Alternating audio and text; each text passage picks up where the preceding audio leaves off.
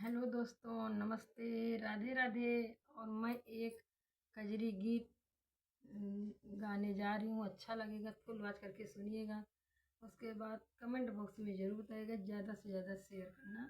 जो नए दोस्त हैं सब्सक्राइब कीजिए, लाइक कीजिए। न्योता भेजले बानी बेल के पतैया पे, गौरा जी के सैया के ना। न्योता भेजले बानी बेल के पतैया पे, गौरा जी के सैया के ना। एक और लिख ली राम राम, एक और लिख ली घन श्याम। एक और लिख ली राम राम, एक और लिख ली घन श्याम। एक और लिख देहली अपने देवी मैया के, गौरा जी के सैया के न। एक और लिख देहली अपने देवी मैया के, गौरा जी के सैया के न। न्योता भेजले बानी बेल के पतैया पे, गौरा जी के सैया के न।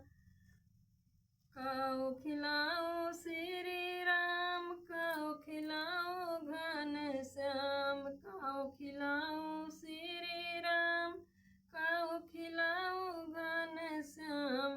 काओ खिलाओ अपनी देवी मैया के, गौरा जी के सैया के न।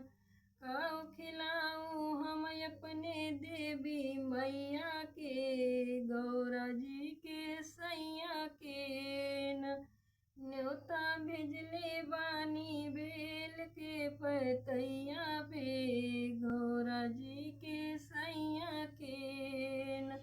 न्योता भेजले बानी बेल के पतैया पे, गौरा जी के सैया के न। मेवा मिश्री श्री राम, माखन घन श्याम। मेवा मिश्री श्री राम, माखन घन श्याम। हलवा पूड़ी खिलाऊं अपने देवी मैया के, गौरा जी के सैया के न।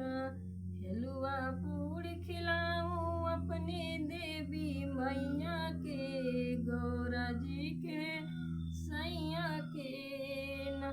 न्योता भेजले बानी बेल के पतैया पे, गौरा जी के सैया के न। न्योता भेजले बानी बेल के पतैया पे, गौरा जी के सैया के न। कहवा झुलाऊं श्री राम, कहवा झुलाऊं घन श्याम। कहवा झुलाऊं श्री राम, कहवा झुलाऊं घन श्याम। कहवा झुलाऊं हम अपने देवी मैया के, गौरा जी के सैया के न। कहाँ झुलाऊं हम अपने देवी मैया के, गौरा जी के सैया के न। न्योता भेजले बानी बेल के पतैया पे, गौरा जी के सैया के न। अमवा की डरिया झूलाऊं श्री राम, अमवा की डरिया झूलाऊं श्री राम। कदम की डरिया घन श्याम, अमवा की डरिया झूलाऊं श्री राम। कदम की डरिया घन श्याम।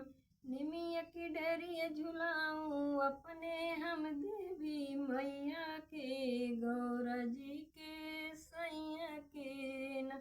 निमिया की डरिया झुलाऊं हम अपने देवी मैया के, गौरा जी के सैया के न।